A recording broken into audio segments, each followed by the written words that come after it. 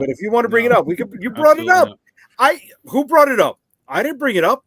Well, that's what's happening in the world of comics. Is Diamond is fucking everything up. They're all over the place. Messing with your boy Barucci.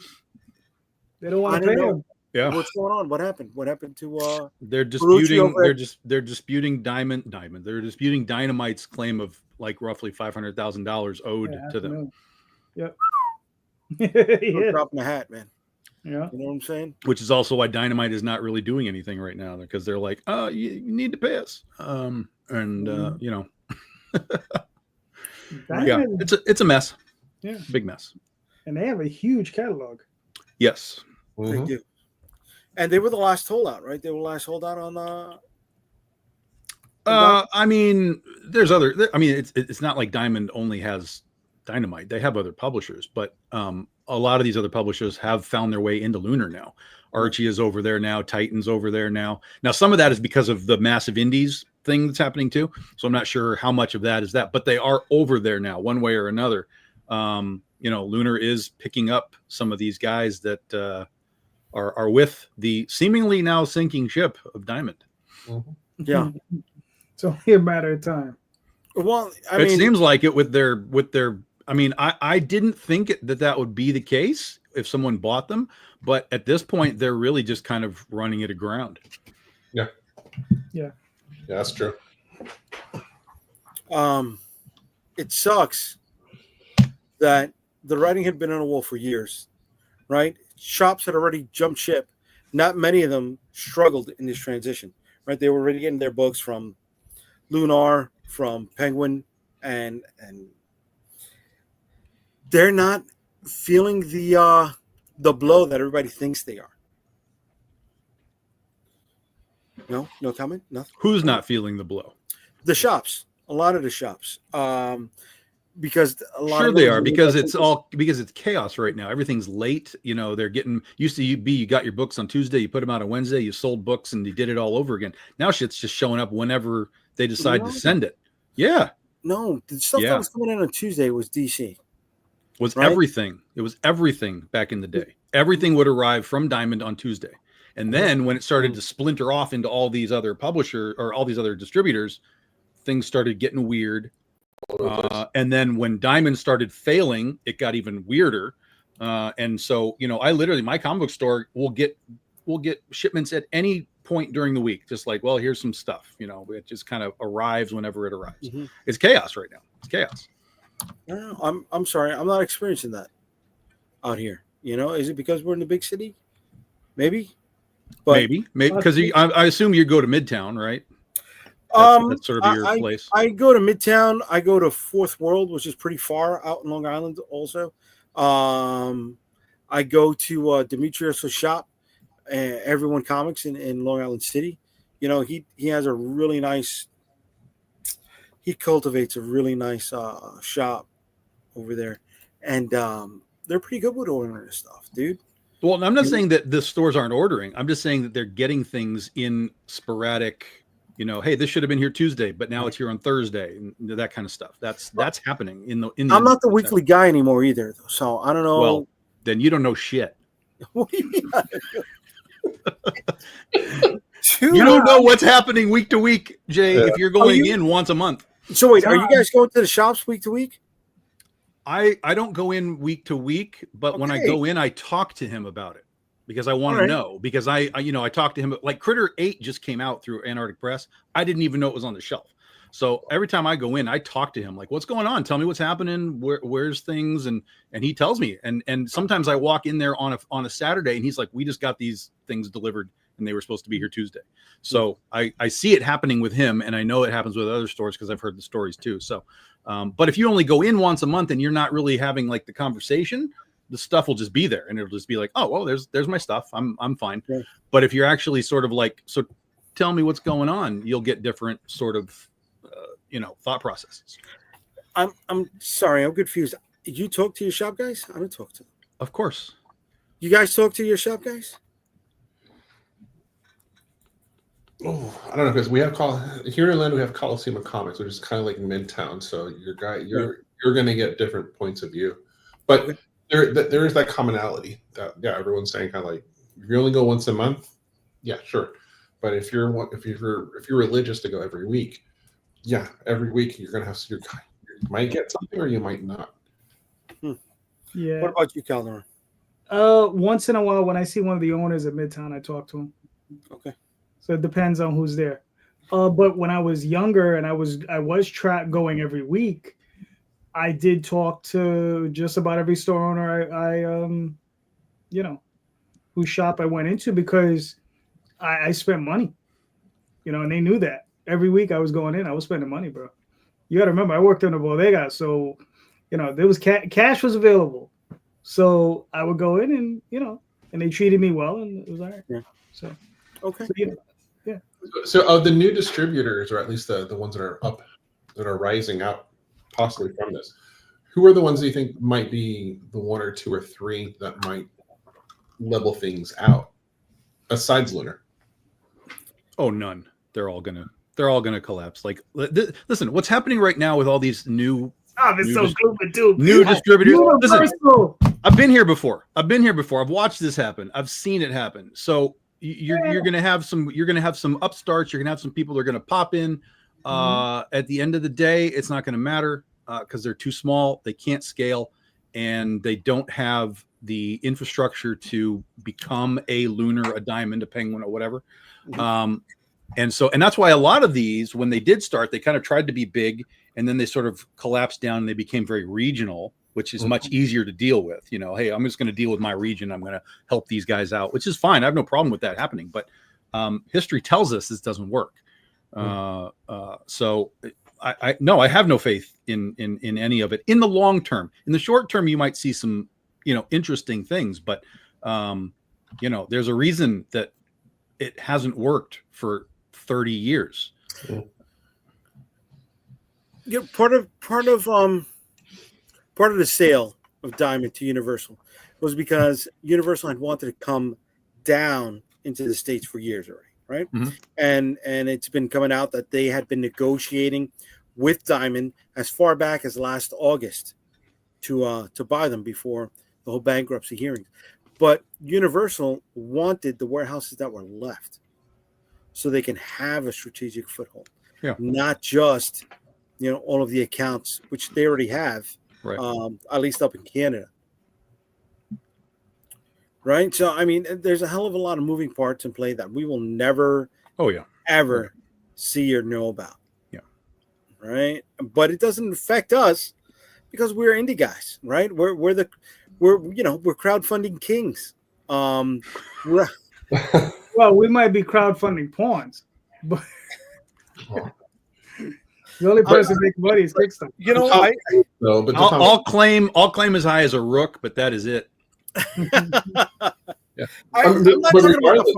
Regardless, though, I mean, to Tom's point, sure, we may be indie, but if our goal is to kind of get to a point where we can actually be able to a more larger reach, but if there is not any sort of distribution network in place that is, I guess, shall I say, decent or tolerable, then let's say the next image may not have even a chance unless it has some sort of really massive capital to kind of build its own infrastructure. But no one really outside of tech is willing to kind of really put that sort of money into it, because there's your ROI is very, very minimal, if any at all. I'm going to still be that guy right now. We've seen companies come in with millions of dollars into the comic book space and fail.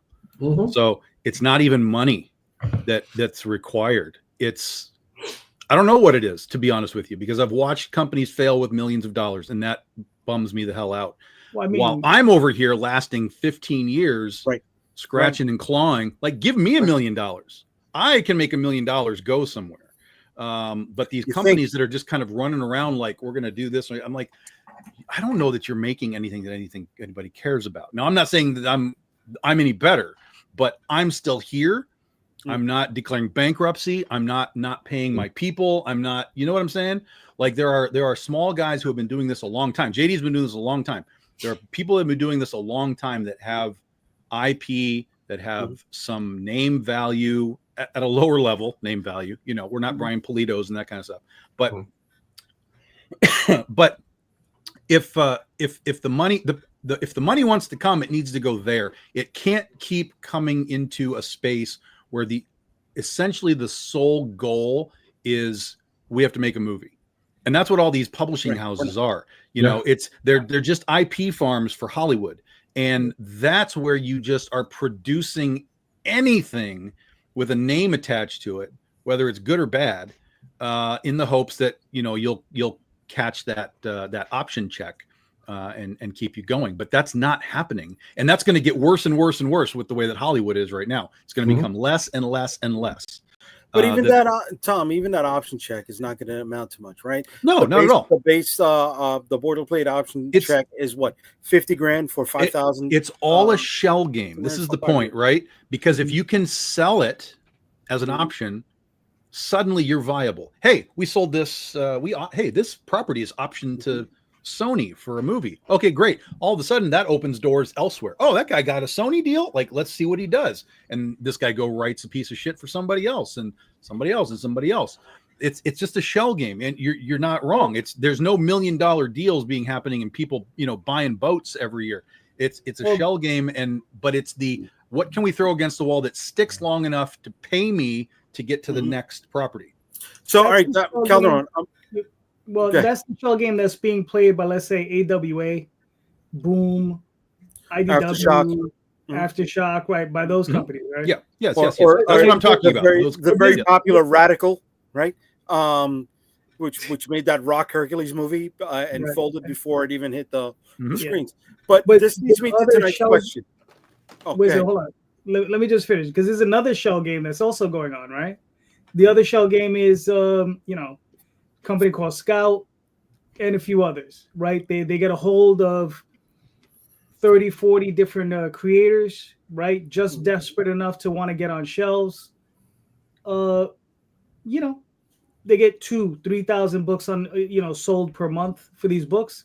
They get $1,000 per book, right? The creator gets, if they're lucky, maybe $800, $900. They're pocketing probably about the same amount, maybe $1,000. But they're doing it across 30 titles. So they're reaping in 30K, 20K, 15K, whatever the amount is. You understand? And the creators, we've heard them. They're like, they're not paying us. They're not paying us that much, blah, blah, blah. I can't make a book on this amount of money, right? But there is another shell game out there that no one's really put that spotlight on it, where there's a certain group of guys, they come out, they make these small companies, and they just go out there and they're just literally in the pockets of the creators. And they also sign them to a lot of these egregious contracts that if they do get some kind of weird deal over at Netflix or whatever these places, they're going to get a bunch of that money too. Right. So sorry about that. No. Look, that leads me to tonight's question, right? Are we expecting too much from our creative journey? Have these moments put that sparkle in a creator's eye to make them chase those dreams, chase those ideals, when not that they're not unattainable, but they show out to be not a hoax, but it's a mirage. Mm-hmm. I love it. It's a fugazi. But it shows it to be, something that's just not viable. It's all attainable, but the percentage that attains it is minuscule. Mm-hmm. So for me, as I have always said, when I do comics, I'm here to make comics. I'm here to tell my stories. I'm here to make comics. This is what I'm here to do. If something else should happen, that's the icing on the comic book cake for me. The critter toy is icing on my critter cake, right? I had no concept that would ever happen. If I should sell something to Hollywood, icing on the cake. I'm still going to make my comics. That's what I'm here to do. So, and in that context, I don't even use the mainstream system anymore. I'm all crowdfunding. I'm all direct to customer. Obviously AP takes Critter and does that, but they're doing it. Like there's no effort on my part. It's just, here's the files. Go ahead, do what you want to do. So, and I kind of have had this thought process of like, okay, well, what if I were to go back into that realm on my own? What would it look like? And then, of course, Diamond collapses, and I'm like, oh fuck, I don't want to do any of this. I don't want any of the deal with any of this. So, you know, I think from a creator standpoint now, all the doors are open for you. They're just open in different directions. You can crowdfund not only your comic book, but if you wanted to, you could crowdfund a movie, a TV show, an episode, an animated thing. Like, it's all there to be done. You just have to start creating and be consistent in your creating and building your audience. Of course, we always talk about that. That's the infinite thing, is like, how do you build an audience? And part of it is just do it. Just keep going. You have to keep going, because as soon as you stop, those audience members that were following you will be like, well, I mean, I guess there's other things I can do. And you're kind of almost back to square one. So square one. Yeah.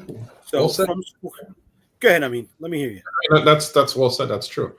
You know, I with my mentor, I had a long conversation with him, and I asked him, okay, so compared to what things were when you started in the 80s, 70s, where do you see the future right now? And he's like, crowdfunding, Kickstarter. That's the future of comics. Couple into that sort, especially on the creator standpoint, for those that are like, oh, I want to work for the big two or something like that. And something that's been said for a very long time is the toll that has taken, and we're seeing that. You know, let's say a lot of these creators having to do GoFundMe, you know, for health reasons, when they technically should be covered because of these grand properties that are making millions, if not billions of dollars, and yet all of them, the majority of them, can't. You know, they have pennies to the dollar compared to what these IPs have created in terms of wealth. I think that also has been a factor for a lot of people to want to be more independent, have something of theirs in control, and just to create their stories. Those that want this whole, I'm going to create this, it's going to be a Hollywood movie, this and that, you know, it's a lot of it reminds me of sort of like the 80s glam rock versus when like grunge kicked in. Kind of everyone, you know, the four guys that can play anything of sort of music. You know, the music, the companies would create this big marketing machine behind it. Once they moved on to the next thing, they just left everybody behind, and then that got affected too.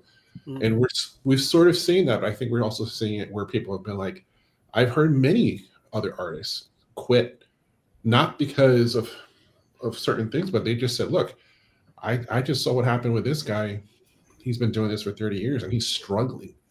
You know, I don't want to do that. I don't want to be in my 50s and be like, ah, shit. You know, that's it. You know, you don't want to. You may love Wally Wood, but nobody wants to end up like Wally Wood. That's the scary thing. We would have traded. I would have traded. You know, almost anything to have been Wally Wood in his prime. Yeah. Right. In his prime, sure. But the way he ended, right, is what we're talking about. Right, that's the thing. That's the carrot. Right? That's the carrot that's dangling in front of a lot of people. It's kind of like, ooh, here's this thing you can be. There's the other side that you have to consider. You know, when everyone's young, everyone's like, yeah, I can do it. I'll put in the hours and I'll create these great ideas. Blah blah. I mean, we used to remember those Levi's commercials with Liefeld and be like, yeah, I created this character and I created that character. But he's like that one in a million sort of. Everybody else did that. I mean, Calderon has had people on his podcast that have proudly shouted, "Oh, I figured it out! I'm going to be making $15,000 to $20,000 per campaign. I'm going to be doing this forever." And these are guys that right now are not making $3,000 or $5,000 on these same campaigns. Yeah, right. Yeah, I mean, and they were proudly beating their chest. Yeah, and I think going back to what Tom had said, and even if you go with the music with grunge itself, you know, we're going back to the core of what you're doing. You know, back then it was like, I just want to do music. I don't care about all this money and this and that, blah blah blah. It's nice, but my whole thing is to create music. So in this case, most of us, if we're able to have sort of a stable financial background, I'm doing comics. I love it. I do it. I don't mind putting in the hours. I'm not expecting them to make tons and millions of dollars or being on a Levi's commercial or anything like that. Yes, if it happened, that would be great, but that's not my end goal. My end goal is just to get these stories out in the best way that I can while I'm still here and while I have the opportunities to do so, but not to want to fall into that, the typical scenario, which is very sad. Oh, comic book artists, you guys must make tons of money, but then of course you see the news and another industry legend struggling to pay their medical bills. Like nobody really wants to end up like that, because that's the part that we all remember. We don't really remember the highlights of the stuff unless you're someone like Kirby. But all the other people, no, that's it becomes where it's not worth it. It's really not worth it. For every Kirby, we still have a Siegel and Schuster. We still have a Steve Ditko, right? The guys who created our Paramount characters who faded out the hard way. Yeah, and there's a lot of creators I know that they have obviously 2 or 3 jobs in order to kind of support themselves. There's nothing wrong with that. There's nothing wrong with that at all. It's obviously you want to have the income to keep things stable, to do some other things, and to have that to help support the passion and love that you have for the medium. And if things level up, that's great. But I get like young kids asking me like, should I do it full time? It's like, well, that really depends on what's going to happen in your life and whatnot. But it's a decision that you shouldn't jump into. Just take your time and get into it until you feel comfortable. And of course, like I always tell everybody, really start learning in terms of how it is to run a business, manage a business, taxes, and all those other things, which a lot of schools don't teach you. Learn that. Go find yourself somebody who learned like business management, and between them and a lawyer, get all the knowledge that you need from them, because that's going to help you also, and I think in just building and long term. Because I've known plenty of people that were really great, really awesome, and man, they didn't have that knowledge, and they're nowhere to be seen now. Yes, not everybody can be same. Not everybody could be Sim, Eastman, Laird, or Kirkman, right? See, but then that's what we're. Excuse me. That's why I'm asking this question tonight. Are we expecting too much from our creative journey, right? Forget about the movies and stuff for a second. Are too many people thinking, "Oh, I'm going to make the next Ninja Turtles. Oh, I'm going to join up with a bunch of other people." Of course, they are, because you hear it all the time. Right. I've got like you said, I got this figured out. I know what this is. My thing's going to be the best. I'm just like, good luck. You lightning in a bottle can be caught, but it's that 1%. So show me the 1%. And I'll applaud you. Do you guys try to grab them and try to? Nope, because you can't. You can't. You literally you can't. It doesn't matter what you tell them. They will always think that they have the answer. Yeah. And 1% of them will have the answer, and you'll say, "Congratulations, you have the answer." You have to allow them to work through that derangement on their own. Yeah.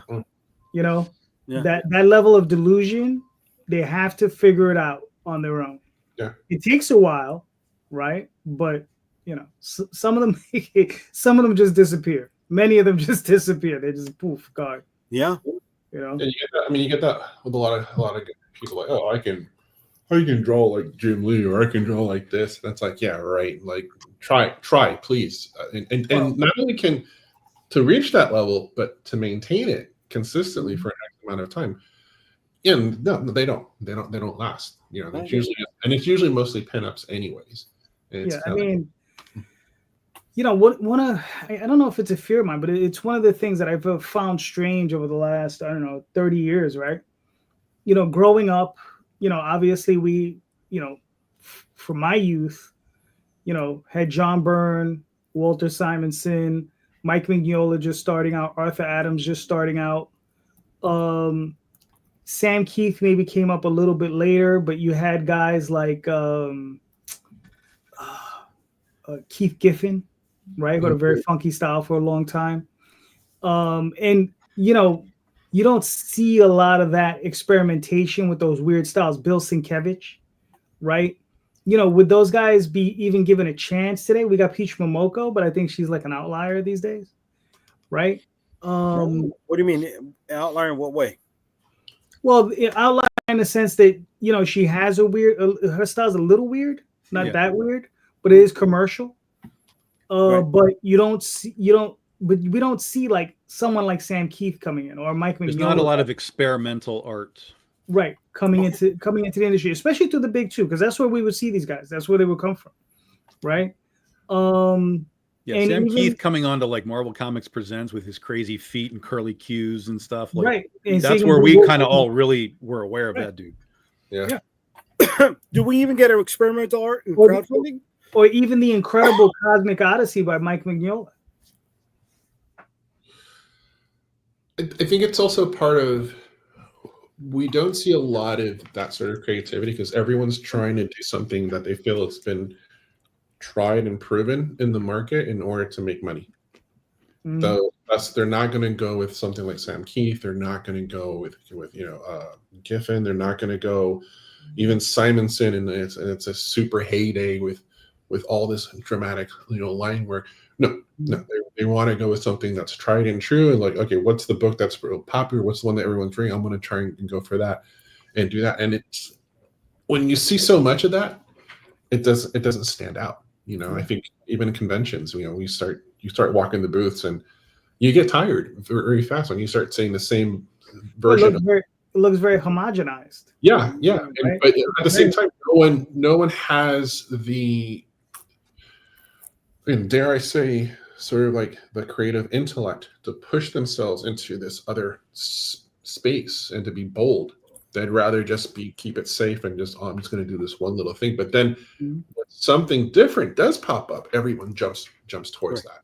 Yeah. I think David mentioned this in the chat, right? With Peach Momoko. She is something different, and Marvel capitalized on it. They grabbed her, they locked her up to do the I was going to call it the Absolute X-Men. What is it? Their Ultimate X-Men stuff, right? Because she does have the more traditional manga style that is more popular than anything else right now. Yeah. Sure. They're jumping all over that, right? And I think that even when you start talking about manga and anime, they do have certain styles that are very much alike, and for us, it's like, okay, I don't know the difference between that, but they do experiment a lot more than I would say on the U.S. comic, at least on a certain level, which is great. But yeah, for us and on this side of the world, it's very interesting where we don't see as much boldness or sort of creative boldness in some of the stuff like we used to before, for whatever reasons it may be. I think a lot of it's just like, yeah, I want to do this, and I'm going to take the very safe route and push that, but it ends up becoming just monotonous and boring. And there's nothing new. It could also be that since they don't have anything to actually say. I mean, what's funny is, there's Jim Lee with his error on DC, right? And one of the things I noticed early on, I don't read a lot of DC books, but what I was reading was what was I reading? It was one series of books that I was reading during the 52 era of books, right? And Jim Lee was in charge of the art, right? Or he was like the art director of all these books. And the one thing I found fascinating and unsettling was that I would get the trades, because that's how I buy them. I don't buy single issues. I buy a trade, and I could read the issues, and all of the artwork looked good, but very much the same, and they were illustrated by different people. And I found that weird, right? Mm-hmm. Like I could go through the whole book. The only other time I saw that was Continuity Comics, Neil Adams at the head, and he had Rudy Niebuhr inking, right? Because it always looked like Rudy when it was done, right? So yeah, and I just found that very, very odd. And I was just like, because obviously one of the things, obviously Marvel and DC want or don't want is they don't want another Image, right? They don't want another breakout group of artists or even writers to get to that stardom level and then just go, But when it even comes to our stuff, right? Would you accept an experimental style? Tom, would you allow somebody to draw a critter like a Bratz? Experimental style in the indie world is irrelevant, because that stuff is all over the place. There's all kinds of crazy art in the indie world. It's only when Marvel says, "Hey, give me that Sam Keith guy," and let's make him draw Wolverine and whatever. That's where it becomes validated. Sienkiewicz, you know, his stuff, like it becomes validated when it's on New Mutants, you know, that kind of thing. So there's plenty of crazy art that exists in comics and in the world and so on. But what people want, sometimes it's the old thing. You don't know what you want. God, how does it say? How do you know what people want if they've never seen it? But oftentimes they won't see it until it's part of something that they already know. You know, put a weird artist on. You won't know what you want till you have it. Right. Yeah. But if you so in other words, if Bill Sienkiewicz was doing a book for me, people would be like, all right, whatever. But then if he suddenly got moved on to the X-Men, people would be like, oh crap, look at what's happening on the X-Men. Like that's a crazy stuff on the X-Men. But it would be like, well, I found him. Like, why aren't you, coming to my book? Because they don't know what my book is, but they understand the X-Men, and then you've got Sienkiewicz attached to it. Hey, listen. So we're the minor leagues. We are the minor leagues. Force, Dale Keown forever. Dale Keown, yeah. Right. All right. So what about like when an art style brings a new light to a book? So I want to say something like the Skybound Transformers thing, right? You've got Jorge Medina. The which one? Daniel Warren Johnson. Right, but now it's Jorge Medina. But he has a similar style to Daniel Warren Johnson, where it looked like it was a very used, beat up universe, right? As opposed to the nice, shiny, gleaming. Was it IDW? No, it was that had the Transformer license. IDW, yeah. It was IDW, right? Where it was nice and bright and sharp. It's very Paul Popish. I'm not familiar with Paul Pope. I'm sorry.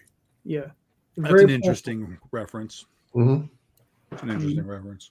So he had that used, beat up, very gritty, hard. See, that's the thing. It's something that I would love to see in noir, right? Or maybe a full color Sin City, right? It has that edginess, that beat up style to it, but it's used in a robot comic book, right? It's attracting. I don't think the art is selling that book at all. I'll be honest with you. Of the book, it's the covers, it's the crazy huge names that are on the covers of that thing, and it's Daniel Warren Johnson in general. Obviously he was a very popular guy. I see very often people talk about the book that they say they enjoy it, but the art isn't really good. I hear that all the time, constantly. That sucks. And so for me, I have a sense that the big numbers are because Ryan Otley's doing covers and, just stuff like that. It's driving the sales numbers way over the top because of that. I know there are people that like the art. There definitely are those people, but I oftentimes will see, like, even in my Transformers groups, they'll be like, oh man, this issue was like so great, but I just wish the art was better. Well, I mean, I hear it all the time. I read the first volume. I find the stories to be a little juvenile. Oh, yeah. Right. I find the stories to be a little juvenile. When Cliff Jumper is flipping off Decepticons, you've lost me. What are we doing? They're a little juvenile. I opt for that. I guess I'm the juvenile. What a mark. You are a mark. I mean, there's nothing wrong with that. Right. There's nothing wrong with that. But it's just like, as I've grown, my palate has changed. Right. So so, and that's really all it is. I mean, I can still read it and still enjoy it because I see the value in it, right? Because they are fun stories. You can see that's okay. He's having a good time with it. All right, that's cool. But I do consider it a little juvenile. And I mean, unlike, let's say, Do a Powerbomb, which is also a little juvenile, but not the same way. But it's also more serious. It's more nuanced, right? Whereas you could tell he's not doing that type of nuance with Transformers. Well, Do a Powerbomb. I mean, that's like a wrestling comic, right? I mean, it's a completely different world. He took that, and they were doing suplexes in the Transformers. I'm like, what is this? No, I get that, but I'm just saying, have you read Do a Powerbomb? No. Yes. No. Well, I know Jay has. No, but I'm just saying for Tom. No. Right, dude. Right. So the nuance in that one is different because there's a dynamic between a father and a daughter. Mm-hmm. You understand it? And there's a dynamic that is very different. Sure. And what I'm saying is, like, he's probably not burning as many brain cells on Transformers as he was on Dual Power. I don't know, because it's a licensed book, so there's a lot more pushback on his work. Probably burning a lot more brain Oh, cells than he I would. don't believe that there is any pushback on his work because Cliff Jumper is flipping off Decepticons. Yeah. I don't think Hasbro cares at this point. I mean, look, I think he's having fun doing the book because I totally agree. Yes. Yeah, I just think he's having fun. He's like, fuck it, I can do whatever I want, and that's what he's doing. You know, which is the best way to do that type of work. It's fair. Yeah. It's very fair. Dude, I mean, it's people are asking for the most recent rendition of Megatron, but Laserbeak on his shoulder and cables coming out of his eyes. People want that. And I'm like, that's fucking great. That's awesome. But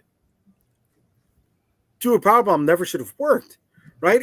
It's a wrestling comic that takes place on an intergalactic space station and brings heaven and hell into the equation, and you're like, what? Right? And heaven and hell. Listen, flying. Let me clue everybody in on a little bit.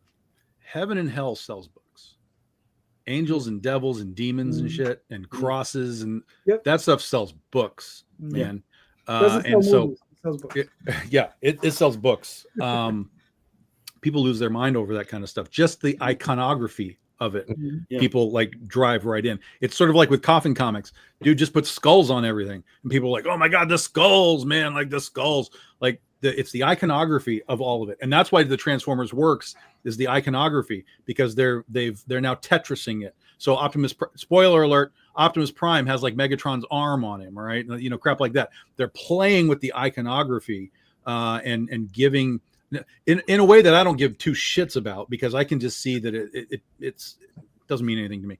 But I understand why people kind of vibe onto it, because they're seeing things. It's sort of like when they did Death Metal, right, or whatever it was called for DC, the Metal universe, where they were like now it's the Batman who laughs and shit like that. Like it's the iconography of the IP that they're playing with, and so you're getting kind of a new, you know, dynamic with the Transformers that, you know, we really have never seen before, because nothing that he's doing has been done in the past, and I give him credit in that regard. It's just that it's not that's it. They think they're being edgy. This is it. Somebody in the early days of the thing, somebody did a review that said this feels like a 13-year-old edgelord was given the chance to write Transformers, and I was like, that's 100% accurate.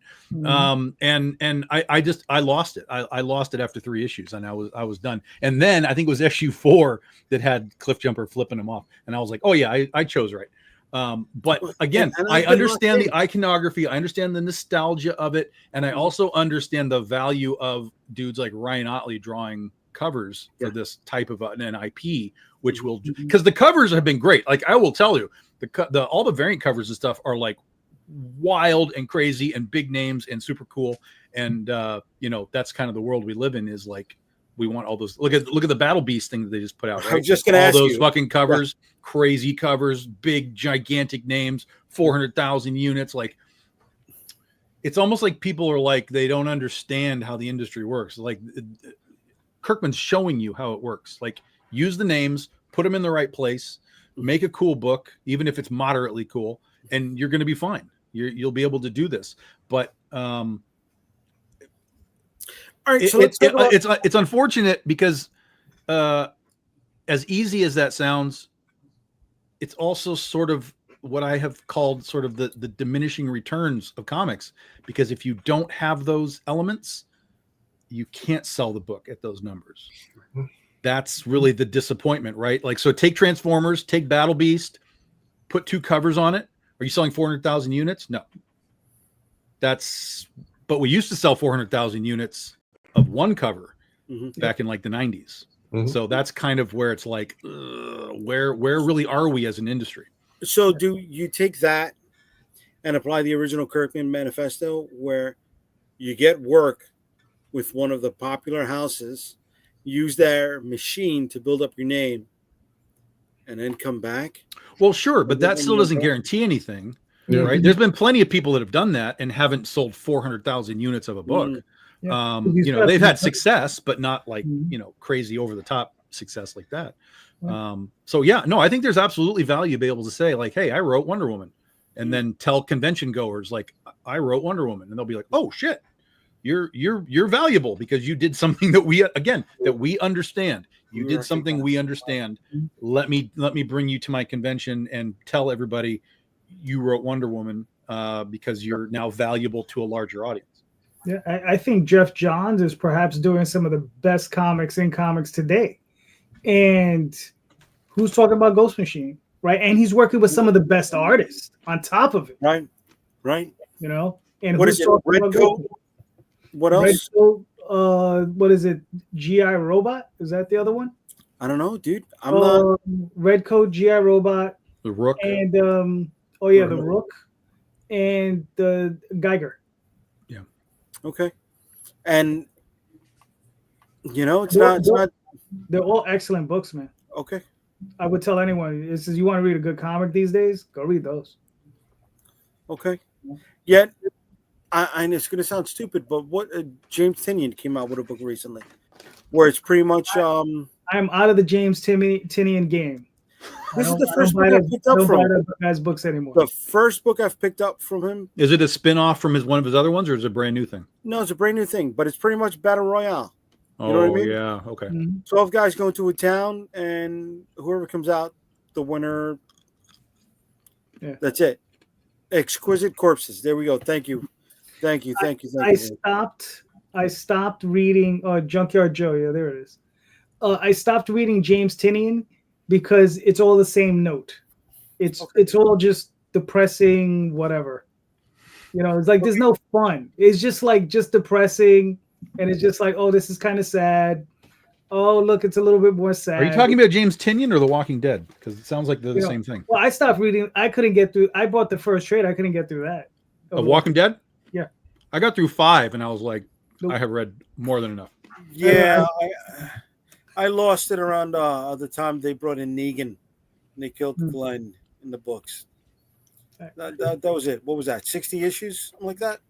I still give him credit for finishing the book the way he did. That was a stroke of genius. I love that. But yeah, no, I can't do the book.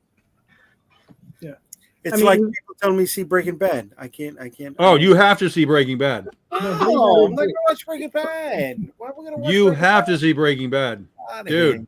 You want to see real writing, actual, honest to God writing, character? Yeah. Good. Holy shit! Great. It will never live up to the hype that everyone is. Yes, it will. Yes, it will. Yes, it will. I guarantee you, it will. Because it's not just that; it's also the acting. Yeah. Okay.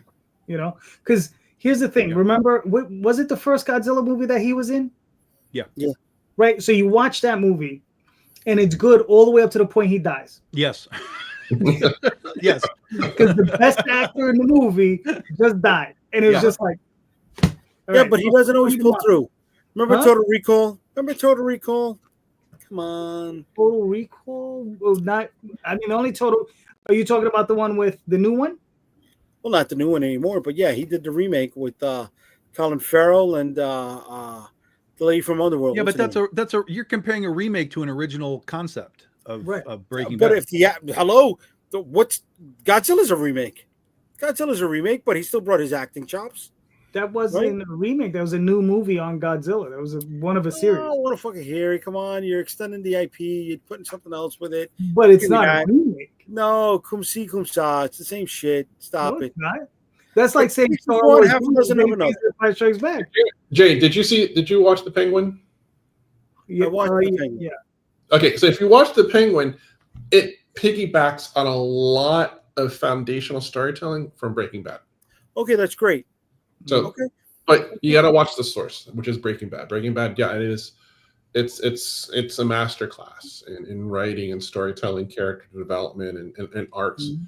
And then if you go on the art side of it, the use of color and environment, costumes, and props. That's one of those things where everything has a meaning and intention. Every gesture, everything makes total sense. But which is why you go back and you watch it again, because you're like, shit, I didn't catch that the first time. You're like, holy crap. I'm not trying to be a jerk, but I got that also in season 2 of Andor. Right? I feel dude, I feel that's a master class, dude. The acting, the layering, it goes back to the source. And Breaking Bad kind of set Set that standard for everybody else. If you like Andor and you like Penguin, you got it. Then you're definitely gonna you're gonna like Breaking Bad. Right. I don't think I will. Oh, sorry, dude. It's not just you guys. Everybody been pushing Breaking Bad to me for years. I was the same way. I was like, "What the fuck is this?" And all of a sudden, wait a minute. Oh, and I sat down, and it just became. Before you knew it, one episode became 5. That's it. Yeah. I literally just re-binged it like, I don't know, 3 months ago. And I sat down, watched it. And all of a sudden I was like, holy fuck, this season is over. Like you just keep going because it's so good. And then if you really get into it and you start doing Better Call Saul. Yeah. Which is also great. Not as solid. I like it. It's not as it's a very different experience. Yeah. It is very good, but I think Breaking Bad is way ahead of the game. El Camino to kind of just like end it all was but Breaking Bad was still kind of like the core. Listen, I still got the Righteous Gemstone season 4 on my to watch list. I still got the last season of What We Do in the Shadows on my to watch list. You can put this aside. Put all that shit away. Put all that shit away. That's what retirement is for. Whoa. Listen, retirement's right around the corner for me, brother. I got 4 more years, man. 4 more years. Then why wait? Come on, just put Breaking Bad first. Trust me, you could start Breaking Bad and you'll be done with it in a week. Yeah. Because you'll just want the next one. Before you go to the Great Pasture. I'm not ready to go, Louis. I'm not ready to go, man. You know? Yeah. Listen, if I tell you it's good, and I'm the guy that's hashtag Tom hates everything. Yeah. There's something going on. Okay. All right. Listen, I'll take it under advisement. Just remember Laser Blast. That's all I'm saying. You know what I'm saying? See, I mean, you weren't here. These two mamaos got me to watch fucking no Laser one. Blast. Let me be very clear, JayDee Rosario. Yes, tell him. No one on this panel told you to watch that movie. That is true. All we ever did was ask, do you remember this movie? And you said no. And we said, yeah, nobody seems to remember this movie. You gotta see it. That was it. No. Yeah. At no point would that be a recommendation. Yeah. I mean, did you ever see Laser Blast? No. Good. Wait, you're trying to tell me you get high recommendations for one thing, and you are just they ruined it for me. Yeah, they ruined it. They mentioned something else, and then you're admitting that was crap. The logic doesn't make any sense. I couldn't even watch. I fast forwarded it so that way it can fully come off of my queue on Amazon. Because if you don't, right, it'll say, "Oh, things you haven't finished watching yet." No, let's speed it all to the end. It looked like it was shot on a 70s porn film with the lighting and the costume direction, right? And High School Musical, like original high school, like a real High School Musical, set design. It was bad. It was bad for the 70s. It was bad. It was so bad. Yeah. It was bad. It's that's why you need a cleansing of the mental palate and watch Breaking Bad, which actually reset the brain. Yeah, it'll make you go back and watch the episode again, because when you start realizing all the little things that have been set, you're gonna like, wait, there is a Laser Blast reference in Breaking Bad too. See, definitely not now. Fuck no. Look how easy you are. You're so easy. But there was also a Laser Blast reference in Andor in the 3rd episode. Bullshit. No, it was there. I'm telling you, just go back and watch it. Bullshit. It was there, bro. Season 1 or season 2? Season 2. You're so easy. You're so easy. You are a mark. You are officially a mark. Oh yeah, I'm a fucking mark. I'm not gonna say I'm not a fucking mark. Oh, yeah, bro. Bro, if you got a tree and you say you're selling it in Brooklyn, chances are I'd try to raise the fucking money to pick it up. All right, that's me, dude. I had a friend for 2 weeks looking for an episode of Scooby-Doo that I told him a specific character was in. He was like, "No fucking way." I'm like, "Serious?" And I told him, and for 2 weeks he spent trying to find that damn episode. In which season?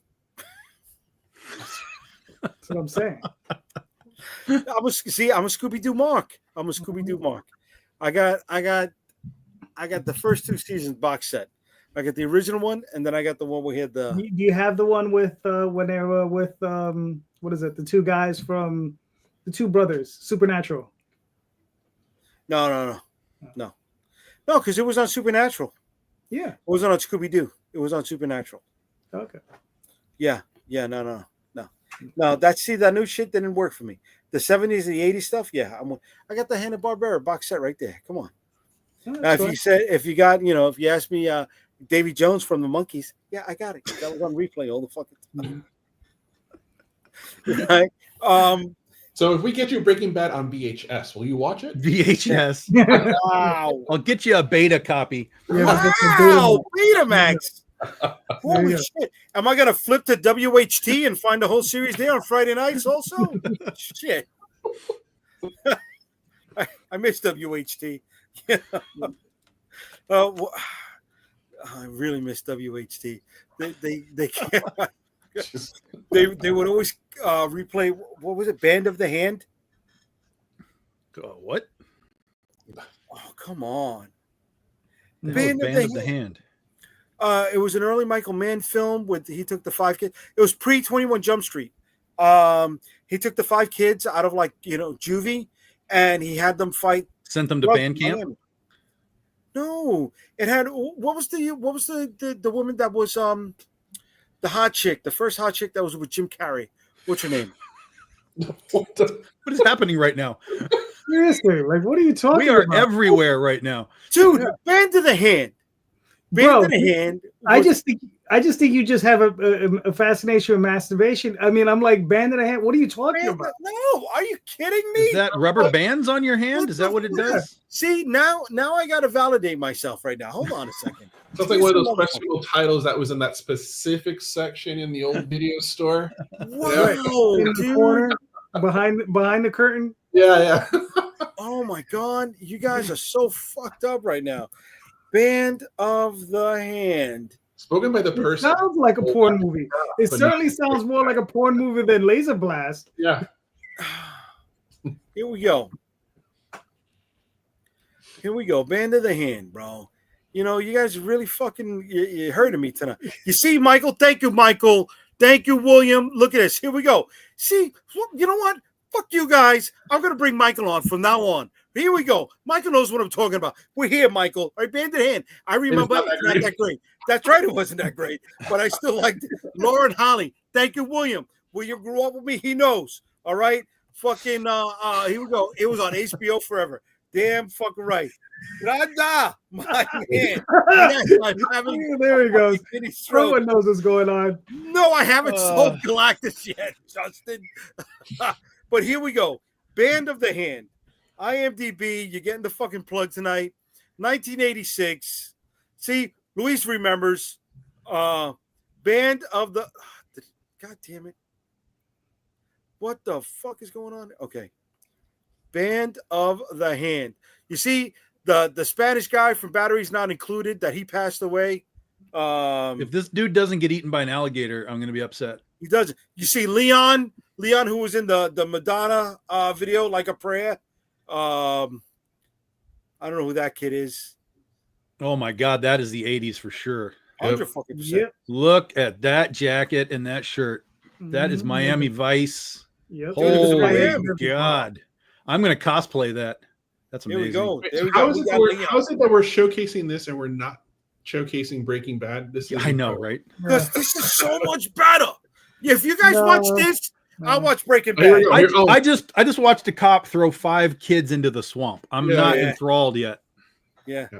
The scary thing is, I think they're playing the whole fucking movie on IMDb. That's commercial break. Oh, it's the trailer. Okay, that was the fucking trailer. I like the guy's jacket. I'm sorry. It wasn't directed by Michael Mann. It was Paul Michael Glazer. I apologize. Band of the fucking Hand. Look at this, man. Look at this. Oh, Stephen Lang was in it. Get the fuck out of here. Holy shit. All right. I'm going to watch it now. I'm all over it. Oh, no, we'll watch that, but we're not going to do Breaking Bad. Lawrence Fishburne was in it. James Remar, Mr. Ajax himself. Oh my God, I don't remember any of this. Jay's creaming his pants over this 80s Yeah, nostalgia, man. Fuck yeah. Fuck yeah. Shit. You guys made me watch fucking Laser Blast. You can watch Band of the Hand. No. No, I don't think Give me so. that. Give me that. I could watch the Al Bundy version, 5 Across the Eyes. That's about all I could watch. Al Bundy, 5 Across the Eyes. I don't know what that was. You don't know 5 Across the Eyes, and we're watching Band of the Hand right now? You need to go watch Married with Children. You need to watch Breaking Bad. Like you gotta recycle your stuff here. 5 Across the Hand. I got no room for fucking this other thing. What was it called? Breaking Bad. Yeah, I got no room for it. All right. Here we go. Lawrence Fishburne is in it. Yes, we brought that up. Didn't Dylan have a song band in here? I don't know if he did. Maybe. I remember Lawrence Fishburne showing up at one point and was like, "What the fuck is going on?" Probably. That's like this show. What the fuck is going on? Holy shit! Was that Jay's the cop? If I could bring out that '80s mustache that was just trim like that you need the comb, I'd be all over it, bro. I just get the It was like Lord of the Flies, but in the Everglades. No, because they became like 21 Jump Street. They were undercover and shit like that. In the Everglades? Yeah, in the Everglades. This was 21 Jump Street in the Everglades. Okay. But it preceded 21 Jump Street. This was a movie where the people were actually needing a job. Yes. It was trash. Are you kidding me? It was fucking good. It was better than Laser Blast. Hold on. Basura. There you go. Oh yeah. I got your Basura. This is worse. This is worse. What is going on? Band in the Hand. I was all over it. See, DVD maybe. Yes. My wife is. See, I got one defender here tonight. One defender. Okay. Yeah. No. You know what? I think I may go for the Blu-ray if they got it, and it'll sit right up there with my Mega Blu-ray. Jesus Christ. That doesn't exist on Blu-ray, nor will it ever exist on Blu-ray. Why not? Because no one's going to spend the money to put that shit on Blu-ray. Because there's only one person on the planet who's going to buy it. Yeah, me. I'm with Tom. I got to watch the Breaking Bad. You'll be like, we've already established you're the mark. Yes. There you go. I'm the mark. But I'm a mark who won't watch Breaking Bad. That's fine. Nobody ever said you had good taste. There we go. Get the laser disc, full 80s. Full I'm 80s. with you on that, bro. Beta, I don't know, man, because Already cracked that joke, Justin. Catch up. Yeah. Hey, Mog, what's doing? You have to watch Band in Hand. Imagine the worst Miami Vice episode, but starring Team characters. You're not selling it, Michael. You're not selling it. Yeah, that's not doing it any good. But all right, look, it was the 80s.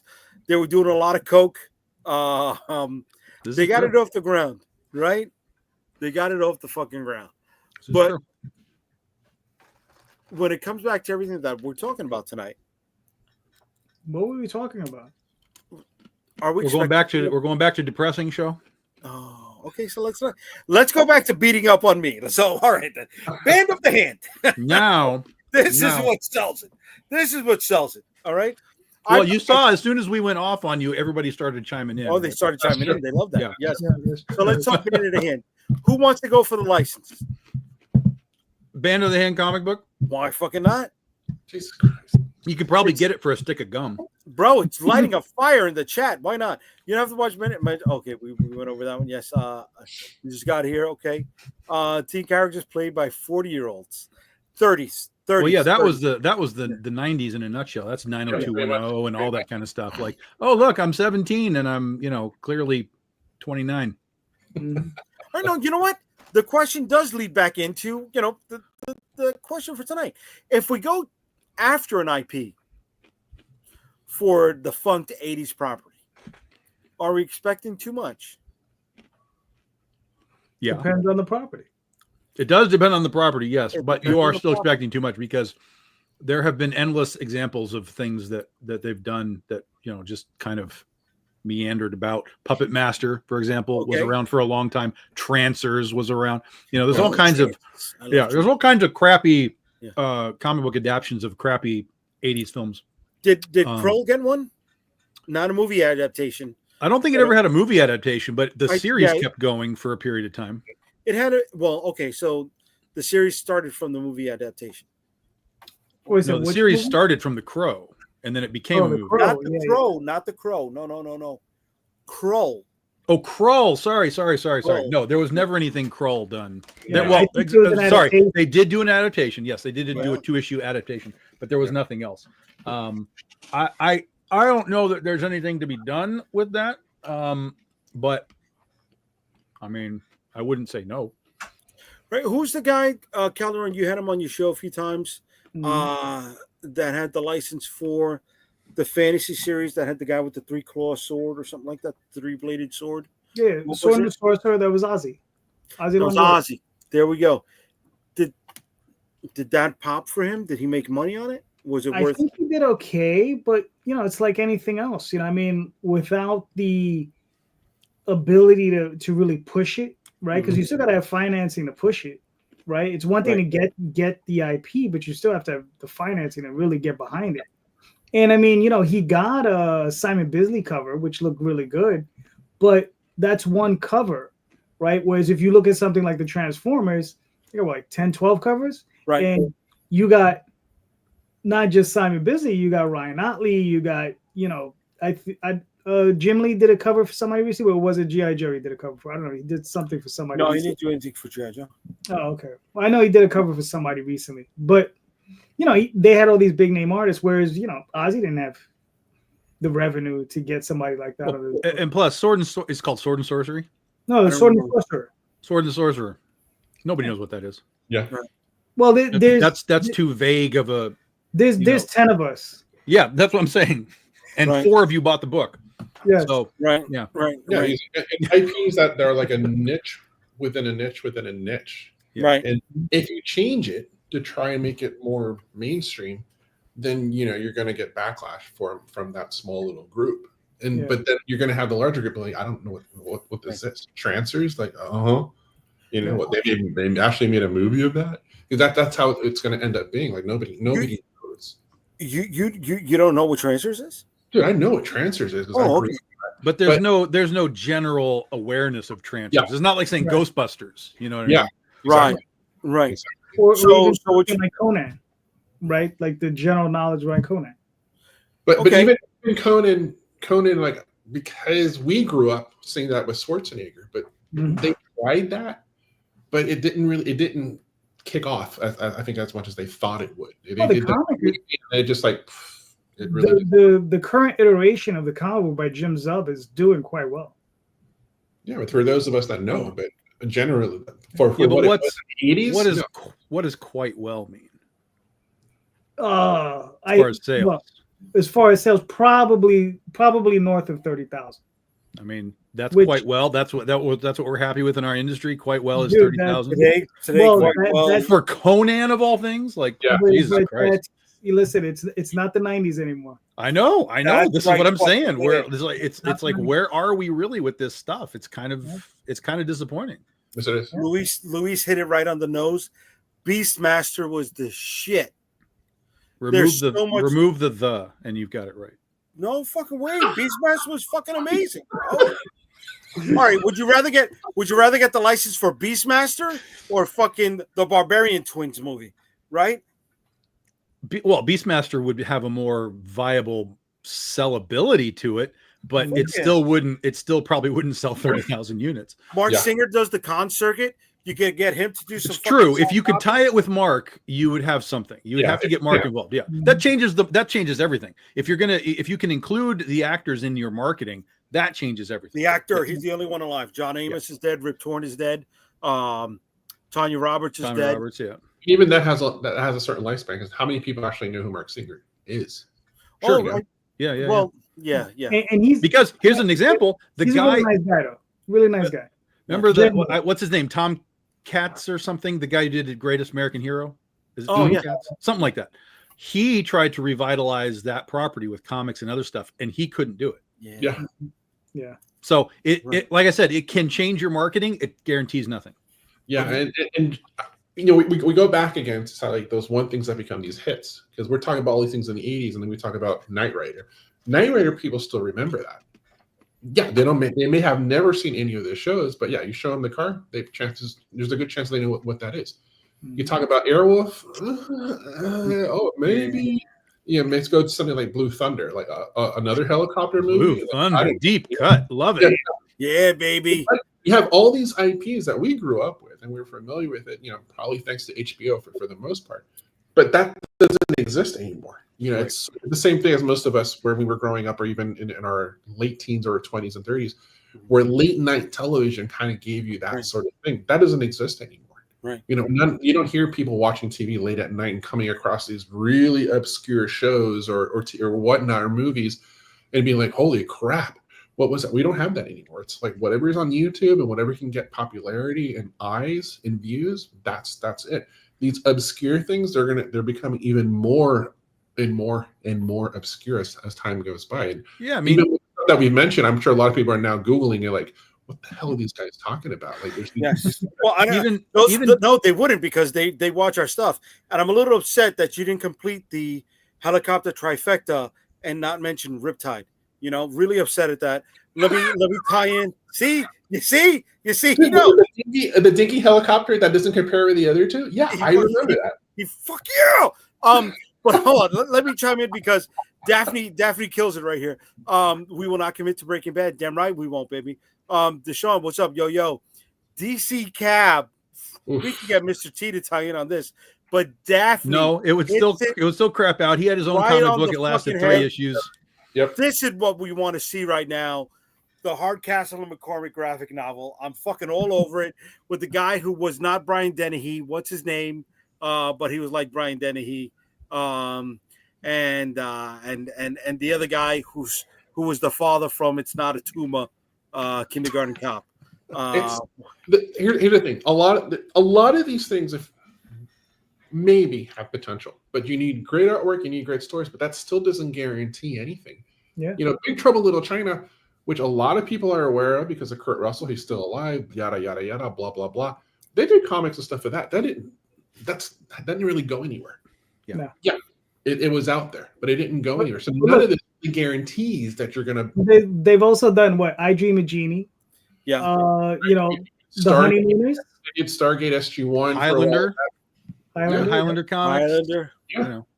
Highlander. Yeah. And in fact, Dynamite did like Charlie's Angels, Bionic Woman, $6 Million Man, all mid success at best, At best, yeah. Yes, but those are the ones that would have been purchased by stores, right? And if we go back to the Kirkman Manifesto, it's just increasing the visibility of your name. Oh, certainly. I'm not saying that there's no value in doing it. We were just talking about getting IP and what could you do with it. And yeah, if you wanted to say like, okay, I got the Charlie's Angels IP and I made a comic book, and you could tell people I wrote Charlie's Angels, that there's value in that, certainly. But if you're going to have to spend $50,000 on a license, and then still have to make a comic and do all that, it's not easy to do that kind of stuff. Yeah, but is it $50,000 on a license? Well, the licenses will be variable depending on whether people give a damn about what you're trying to do with it. I did the Kolchak comic book. I did Buckaroo Banzai, which is supposed to be the prequel to the movie. Outside of those that were familiar with those properties, no one bats an eye. They don't give it. They're like, huh? They'll react to maybe seeing the artwork that I have, or the book if I have it there at the table, and they look at, oh, that's great, you did that. Oh, Buckaroo Banzai. My dad or my grandfather talked about that movie, but there's no real sort of big re-interest to resurge these properties into something, to bring it back to life or get it to the same standard, let's say, as Ghostbusters, for example. It's not there. I'll tell you right now, I have a chopping mall story. But would anyone care? Yeah. Probably not. I mean, now it does exist within the horror realm, the horror genre. People are kind of into various horror things, but it wouldn't be what the movie is. It's not going to be little robots to get struck by lightning and go kill people. I have a very different story, but so would anyone care? We've been rebooting these old horror movies many times to, again, mid success at best. Well, okay. In the public eye or in the crowdfunding eye? Because Return of the Living Dead is getting a Kickstarter right now. Sure. Well, that's what I'm saying. That's a brand. But people have used that. Oh, remember when I talked about millions of dollars? So there was a company called Double Take that came in with a couple of $1 million, wrote a connected series of books that existed in the Living Dead universe, and failed in 2 years. So yes, you can take these IP names and use them and have some success, but you can't. This is your question. Are we expecting too much from the journey? Yes. You can't come in and be like, look, I'm going to make this thing based on this IP and it's going to make me $100,000. You can't assume that. If it does, great. You did a great job, but you can't assume that that's going to happen. You just can't, because there's too many examples of it not blowing up. Not that it failed, but not blowing up. Yeah. I mean, look, we just did the Tenchi Muyo campaign, raised what, 158,000, and who would have thunk it? I mean, all right, Daphne brought that up. So let me ask you a little bit more based on that. Did it hit because the people who are watching Tenchi Muyo are of there are a lot of fans. Income age? Who knows? I mean, there are a lot of fans, right? It's 40 years old. Right. There we go. The late 30s. Probably millions of times, right? Millions of watch hours worth of thing. And I guess the material we had done was new to a lot of these fans. Okay. So they were willing to take back it for that reason. So who knows? Well, Night of the Living Dead is public domain, guys. The original movie is public domain. So, I'm sorry. I keep getting confused. Which one is which? Which one is the one that had the guy from the Pathmark commercials that they were in the cemetery? Which one? Night of the Living Dead is the original movie. That's the one to that get was you, Barbara. That one, yeah. Okay. Yeah. The sequel to that was the one in the mall. Yes, Day of the Dead or something. Dawn of the Dead. That the remake was by Zack Snyder. Correct. Yeah, Dawn. Okay. The third one was, I believe it was Day. Probably, because Night, Dawn, and Day. Yeah, that's And after that was the night one, was it the punks in the cemetery and stuff like that. Yeah, Return or Return. Okay, Return, right. That was part of it, or that was a different. I think that was a different IP. Is that the one where the zombie comes out as like all decrepit and black and nasty? Like that one. Yeah, that's Return. That one's more of a comedy. That one's hilarious. I like that movie. And there was the one with what was the one with the prom dates where the slugs were going into them? That was the school bus that got wrecked. Listen, there are literally like 1,000 of these Living Dead movies, but there's only a handful of them that are considered like canon to the series. And it's just like Amityville Horror. There's like the original sort of 3, and then they went off in just all kinds of fucking crazy ways. And now people just use it as just weird crap. The only one really that was decent was the Bella Thorne one. Amityville Awakening or something. That one was okay, but most of them are just treated as kind of jokes. So again, you're using an IP, Amityville Horror. You can't say Amityville Horror; that's trademarked. But you can use Amityville and then add whatever you want to put onto it. But Amityville, even that as a brand, it's not going to guarantee you any sort of thing. Now, it's going to give you a little bit of like, ooh, Amityville, I know what that means. But whether or not you'll be hyper successful with it or just sort of, we did okay. It'll depend on what you're doing. Yeah. It's like putting Cthulhu or Dracula in your book, right? Like it'll give you a little bit of extra, but and especially with Cthulhu, if you don't know what you're doing, those fans who are real fans of it, they're going to sniff it out pretty quick and they're going to not support it. It's funny. Michael's bringing this up, and we got 2 and 2 in the house, right? We got guys who utilize public domain, and we got guys who don't utilize public domain. It works for you guys, right? And it doesn't work for others because some people can use, like you said, and just shit the bed with it, right? I do use public domain, though. You do? Cthulhu, which one? The Cthulhu mythos. Oh, the Cthulhu. I'm sorry. Okay. Yeah, I know it's public domain. It's hard for me to think public domain is Cthulhu and Dracula because I put that in the urban fairy tale stuff, right? Urban legends, and That's I mean, fair. technically it's public domain, right? But I see it as it's just always been out there. It's always been in the ether. Well, I mean, they're literary. Well, both were literary works. I mean, at one point, I mean, and fairly modern. You know what I mean? Like they're within, at least for Cthulhu, within the last 100 years, right? When did Bram Stoker write that? In the 1890s or in 1920s? No. 1800s. 1800s. 1800s. Right. So I mean, it's not that far gone. You know what I mean? Mm-hmm. Right, because Mary Shelley wrote Frankenstein 1819. Right. So it had to be sometime after that. But did he pick out the name Dracula out of the air, or did he come from someplace? I seem to recall it came from something, but I don't. I can't tell you the story, so I don't know.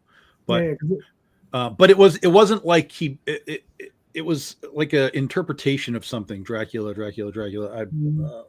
And then it just became literally like Americanized Dracula. When it was like Bela Lugosi and all that kind of stuff. Yeah, like he knew of Vlad the Impaler and all that stuff. Right. And Count Orlok came out of Dracula, right? Yes, Count Orlok was the ripoff. Yeah, right. Count Orlok was the ripoff. Okay. Yeah. Okay, here we go with Daphne. It's only the execution of the idea, whether it's a licensed IP or public domain, is meaningless without it. Okay. Yeah. Dude, she's smart. Yeah, we know who has the brains in that house. You know what I'm saying, bro? Listen, man, you're not gonna hear me argue with it.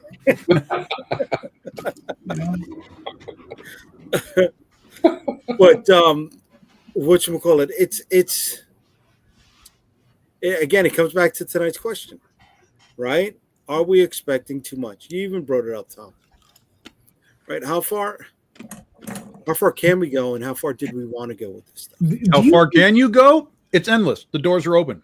Yeah. But it takes work, it takes effort, it takes luck, it takes understanding, it takes know-how, it takes a lot of things to become the 1% that ends up in Hollywood or wherever your goal is. But luck is a big part of it. Talent and skill and all that is great. Doesn't mean anything. You still have to execute, you still have to produce, you still have to be in the right place at the right time for somebody in Hollywood to say, I want to talk to you. So, don't take that as like, a slam or anything, but just make what you're making, be consistent in what you're making, put yourself in positions to be seen, a la Comic Cons and things like that. And perfect example, Oztravaganza, the Oz show this weekend. I was at a dinner table with an award-winning movie director, the granddaughter of Judy Garland, the great-granddaughter of L. Frank Baum, and a Tony Award-winning Broadway composer, and on at a single table. And I was there talking with all of these people, making connections within that community, not just with the Oz community, but then within all of their own little community bubbles, and so on and so on and so on. So you never know when you can be in those types of positions and be able to leverage those relationships, for things down the line. Yep. I hope that works out for you, dude. You know what I mean? I hope something comes out of it. It would have been nice to see if somebody else had made it to Ozfest. Maybe he can shoot out there next year, right? After his book gets funded. We're going to show it quick. We're not going to play the video. We don't do videos, but we're going to show what he's got over here, right? To the page. The video's over. I got to redo the video. All right, but I mean, you got 20 years to go. You got 75 backers. Right, you need about another $1,000 to go till you're funded, right? So you're almost there. You look like you're going to hit. This is the second part of your series, right? You've been working on it for what, the better part of a few months? The book itself, or just this? The book itself, the second part. Um, yeah, like last month and a half, I've been doing the inking and I have the coloring and lettering. Okay. Kind of done. So you launched before it was 100%, but you'll have it done within Yeah. a few. Yeah, usually with the first campaign, I kind of did the same thing. Okay. And since I make it long enough, it allows me to kind of show more behind the scenes stuff. Okay. Okay. But I also keep myself on a pretty good schedule, so it's not like, that's one thing I did never want to do on a Kickstarter is kind of like work on it and all of a sudden this long time passes before you actually get anything. So I keep myself on a tight schedule. Once it's launched, I lock everything in terms of my schedule of delivering everything on time and keeping and all the updates and whatnot, because I want to make sure people see that it's being worked on, everything's being built. So it's literally almost like you're getting it fresh out of the metaphorical oven. And this is all you. Writing all the way down to lettering. Yeah, writing, penciling, inking, the coloring. I have 2 colorists right now working in tandem. Oh, look at that. You're wearing your Puerto Rico Comic-Con badge. Very nice. Yeah, it's where I did. I have a pretty good fan base there. Very nice, brother. Thanks. Very nice. So this should be ready before you hit New York Comic-Con, but Puerto Rico Comic-Con next year. On it by per my scheduling, I should have all 4 done by the time I do Puerto Rico Comic Con. Very nice, bro. Yeah, 2025 is my production year, and then 2026, since I'll have everything out, that's when I'll be hitting all the conventions, as many conventions as I possibly can. Loving that. All right. So for anybody who's interested, the link is in the comments. So shoot on over and give Amin a backing. Right.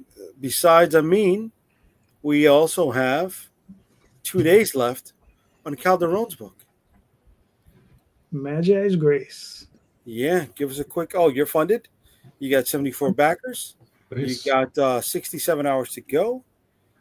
All right. You got a bunch of different covers here from who's this over here?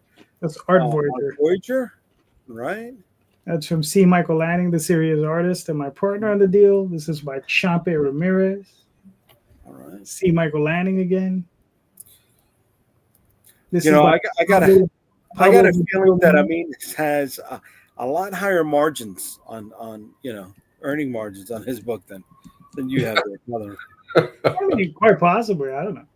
Right. Then we got Lena Dye's cover down here. Right. I know she's pretty popular in the crowdfunding scene. Very cool. L.C. Freitas. Oh. Douglas Apreciado Manzini out of Brazil. Anya, Aya Yanya, I can never pronounce her name. And these are some of the interior pages. Very nice. It's by C. Michael Lanning and colored by Champe Ramirez. Colored by Champe. All right, where you be, brother? And this is part 2 of the series. It's issue 2, and this is a catch-up campaign. So we already had 1 campaign with this same book. This is the second one with a few more covers on it. So this is for people who missed the first one, so you get a second chance at it. All right, way to be, brother. And you added new copies for the second chance, yeah? I mean, excuse me, new covers. New covers, yes. So the Art Voyage is a new cover, Choppy is a new cover, and C. Michael Lanning did a new cover as well. So. Okay. Way to be, brother. So for anybody interested in that, the link is in the comments. Go jump on that bad boy. All right. And finally, we got something that I got coming up. Don't know when we're going to be launching it, but we're getting ready for it. And if you are going to be in Augusta, Georgia for Joe Fest next weekend, checking me out, I'll be out there with these bad boys. These prototypes are going to be rocking and rolling. You can see them firsthand. We will have the full color prototypes there. We will also have 3D printed blanks. So we'll be doing on-site articulation tests. All right. And we got the pre-launch page going on right now. You can catch a video of another articulation test. And then here's the turnaround for the figures. There's no official launch date, but as soon as I come up with that, I will let everybody know. Probably gonna do issue number 6 of Interceptor before we launch this, so be ready for that. That's almost complete. I hope you guys don't hear the fire engines going on in the background over here. It's New York. But what you call it? Hopefully that's done and ready to go in a few days. Excuse me, Interceptor number 6. Hopefully that's done and ready to go in a few days, and we could get that bad boy rolling. Anybody that wants to sign up for the pre-launch page, it is right there in the link. Tom, you got anything you who's want going first? You doing Sheila Interceptor comic first? Or you doing the toys first? I'm going to do Sheila of the Interceptor comic first, yes, because there's a few more bells and whistles going on with the courts to see if things can come down a little bit more. Right, but we're going to Joe Fest to definitely drive up more interest in the figures. So anybody who's going to be there, we will be at booth U8. Come check me out. Love to talk to you about the stuff. But yeah, Interceptor number 6 will be up before that. I'm hoping to launch it by the end of this month. We got just a few more pages to color up, and then that should be ready to rock and roll. Cool. Yeah, I'll run that one for 3 weeks. I know Tom is a 2-week special, but I'll do 3 weeks on that bad boy. It's a question, Jay. Are the figures going to have a band of the hand grip on them? Fuck yeah, they are. Fuck yeah, they are, baby. Kung Fu grip, banded hand grip. You know, they're going to have an unstoppable grip. That's what they're going to have, the unstoppable grip. Good use of the IP there. Why not? Yeah. Dude, I think I should look into it. I think I really should look into it. You might sell a lot more of those that way. In what, band of the hand or Kung Fu grips? Either one.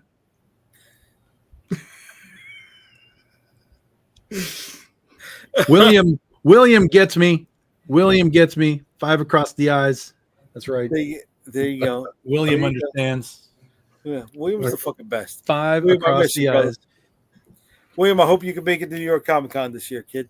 So where are you guys going to be next? I think I shouted out that I'll be in Augusta, Georgia next weekend.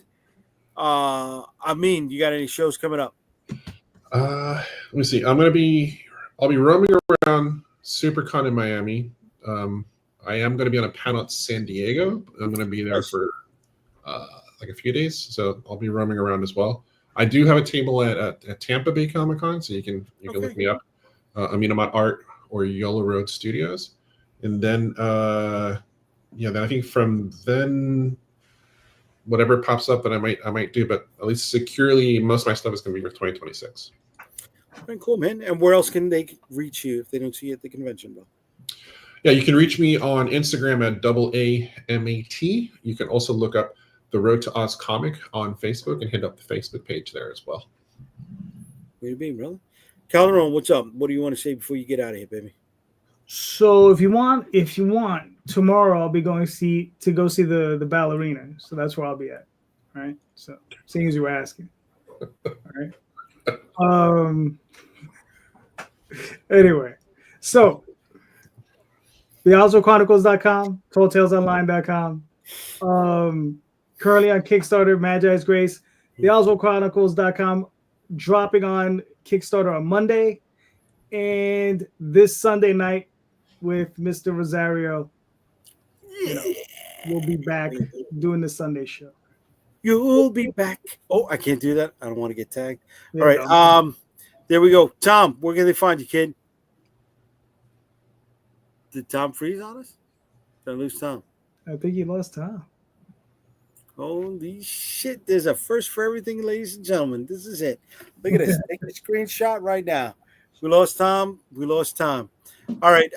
As for me, like I said, I'll be in Augusta, Georgia at Joe Fest, booth U8 next weekend, Friday, Saturday, and Sunday.